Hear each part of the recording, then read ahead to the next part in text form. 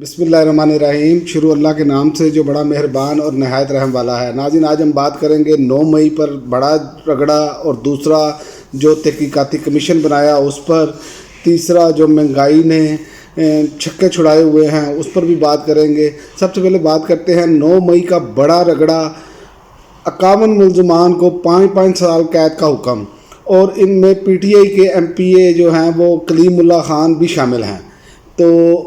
یہ جو اب رگڑا لگا ہے، اور اس کے بعد جو خبریں جو کمیشن ججز پر دباؤ کے حوالے سے جو کمیشن پر تعیناتی آ رہی ہے اس پر بھی اختلافات ہیں، چونکہ پی ٹی آئی کا بہت بڑا اختلاف ہے اس پر۔ لیکن سب سے پہلے بات یہ ہے کہ ججز پر دباؤ کن کیسز پر تھا۔ سوالات تو یہ ہیں کہ جو عمران خان کے یہ پچھلے دنوں کیسز بنے 2 سال کے دوران، اسی کا دباؤ تھا، اور یہی جو آپ کے سامنے ہے کہ یہ جو چل رہا ہے میڈیا پر، اپنا جو ججز نے خط لکھا ہے کہ ہم پر دباؤ ہے کہ یہ فیصلے دیے جائیں، تو ان کے حوالے سے دیکھا جائے تو یہ پھر 9 مئی والا معاملہ ظاہر ہے، یہ کیسز بہت زیادہ اہم تھے، اور سارے کیسز تو تقریباً 9 مئی کے گرد گھومتے ہیں، تو یہ اس پر سوالیہ نشان لگ گیا ہے، اور ججز نے پہلے ہی لگا دیا ہے کہ دباؤ ان پر اس بات کا ہے۔ تو ان کا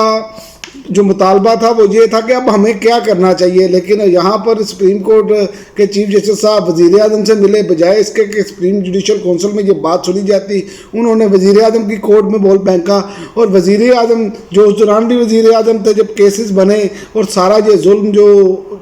پی ٹی آئی کہتی ہے، کلیم کرتی ہے کہ ہم پر ڈھایا گیا، تو اس کے تو ملزم وہ ہیں، اور آپ ملزم کو ہی کہہ دیں کہ آپ اپنا فیصلہ کریں، تو یہ تو نہیں ہو سکتا کہ وہ ایسا بندہ لگائیں۔ بے شک اس میں کوئی شک نہیں ہے کہ جسٹس جو ہیں جن کو لگایا گیا ہے، جیلانی صاحب، صدق جیلانی صاحب، ان پر کوئی ایسا اعتراض نہیں ہے، لیکن یہ ہو نہیں سکتا کہ مسلم لیگ نون اس کی بینیفیشری ہو اور وہی وہ لگائے جج، اور یہ بڑی خوبصورتی سے ایسے طریقے سے ایک معاملہ کیا گیا ہے کہ تاکہ جو ہے نا وہ تحریک انصاف کو مزید ان کے گرد گھیرا تنگ کیا جائے۔ تو یہ وہ سارا معاملہ ہے، اس پر ججز کے اعتراضات کو بغیر تحقیقات کے کابینہ نے متنازع کمیشن کی تشکیل سے جو اپنا عملی ثبوت پیش کیا ہے وہ ہمارے سامنے ہے۔ اس کی وجہ ہے کہ یہ متنازع، اب تو اس پر سوالات اٹھ رہے ہیں، اور بہت سارے تجزیہ نگار اس پر بات کر رہے ہیں۔ حکومت نے ثابت کیا ہے کہ وہ اس معاملے میں آنے کی اہل نہیں تھی، لیکن 75 سالہ جسٹس صدق جیلانی کو جو ہے وہ سربراہ مقرر کر دیا گیا ہے۔ مجھے یہ ایک بات بڑا کلیئر پوائنٹ، اور سارے تجزیہ نگار اس پوائنٹ کو اٹھا رہے ہیں کہ وہ یہ کہ بات کر رہے ہیں کہ حاضر ججز پر دباؤ اتنا ہے کہ وہ برداشت نہیں کر پا رہے۔ 6 ججز اسلام آباد ہائی کورٹ کے ہیں، اور ان پر اتنا شدید دباؤ ہو کہ وہ دباؤ برداشت نہ کر پا رہے، انہیں خط لکھنے پڑ گئے ہوں۔ تو یہ ریٹائرڈ کی کیا اس میں ہو سکتا ہے، جن کے پاس پتہ ہے کہ اس کے بعد ان کے پاس کچھ نہیں ہے، اس کے بعد کیا ہوگا ان کے ساتھ۔ تو یہ وہ چیزیں ہیں جنہوں نے سوالات کھڑے کر دیے ہیں۔ اب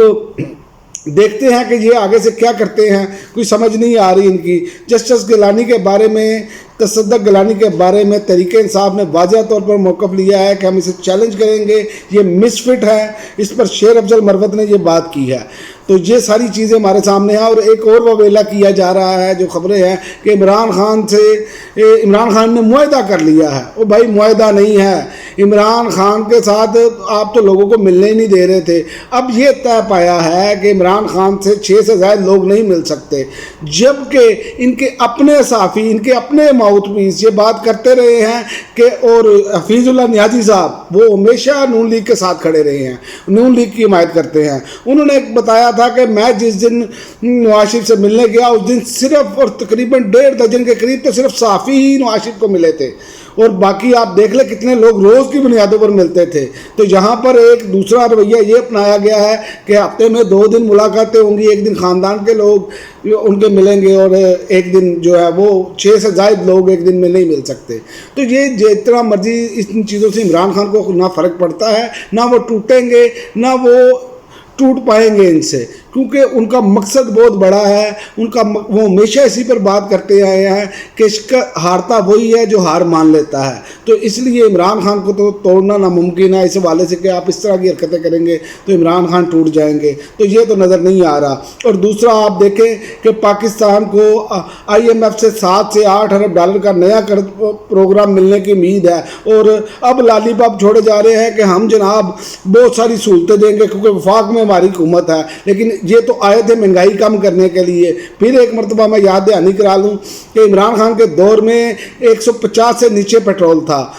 ٹھیک ہے, اور یونٹ عمران خان کے دور میں جو اب بجلی کا یونٹ ہے عمران خان کے دور سے 4 گنا زیادہ مہنگا ہو چکا ہے, اور عمران خان کے دور میں تقریباً 12% تک مہنگائی گئی ہے. کرونا کا دور اور شدید ترین دور رہا ہے, 12% تک مہنگائی گئی ہے, اور اب یہاں پر ابھی تک 30% ہے جو نیچے نہیں آ رہی, اور 55 روپے کلو آٹا تھا, اب یہ آٹا تقریباً 130 سے بھی اوپر جا چکا ہے. لیکن یہ ہے کہ آج بھی وہی بات کر رہے ہیں کہ ہم دودھ کی نہریں بہا دیں گے, قوم کو وہی ٹک کی بتی کے پیچھے لگایا جا رہا ہے اور اپنے معاملات سیدھے کیے جا رہے ہیں. ان کا مسئلہ یہ ہے کہ ان کی حکومت کو عوام تسلیم کرنے کے لیے تیار نہیں, یہ کچھ بھی کر لیں.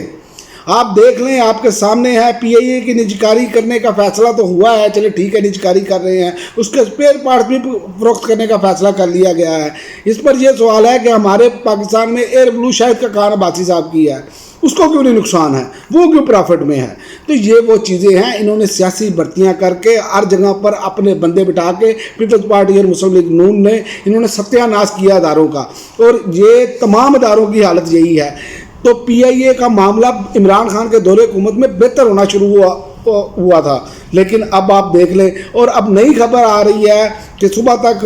یکم کو جو ہے پیٹرولیم مصنوعات میں تقریباً 10 روپے سے زائد اضافے کا امکان ہے. تو آئی ایم ایف سے آپ جب قرض لینے جائیں گے دوبارہ, کیونکہ آپ نے اپنی کوئی اصلاحات نہیں کرنی, اپنے خرچے کم نہیں کرنے, اپنی چیزوں کو ٹھیک نہیں کرنا, سوائے اس کے کہ عمران خان کو کس طرح گرانا ہے, تحریک انصاف کو کس طرح گرانا ہے. مہنگائی کا اب آنے والے دنوں میں ایک نیا طوفان آنے کو تیار ہے. جیسے ہی یہ پروگرام لینے جائیں گے آپ دیکھیں گے یہ سب کچھ نظر آئے گا آپ کو, اور عوام کا پہلے ہی برکس نکل چکا ہے اور جو مزید برکس نکالیں گے. تو یہ وہ سارے معاملات ہیں, اور یہ ہر طریقے سے جب تک یہ حکومت, اسی لیے میں بار بار وی لاگ میں کہتا ہوں کہ پرامن احتجاج کی جو انہوں نے تاخیر کی ہے تحریک انصاف نے, ان کو تاخیر نہیں کرنی چاہیے تھی, ان کو مسلسل پرامن احتجاج جاری رکھنا چاہیے. اب انہوں نے فیصلہ تو کر لیا ہے, دیکھتے ہیں آئندہ آنے والے دنوں میں یہ کتنا پرامن احتجاج اور کس طرح مسلسل کرتے ہیں. ان کو مسلسل کرنا پڑے گا, ورنہ یہ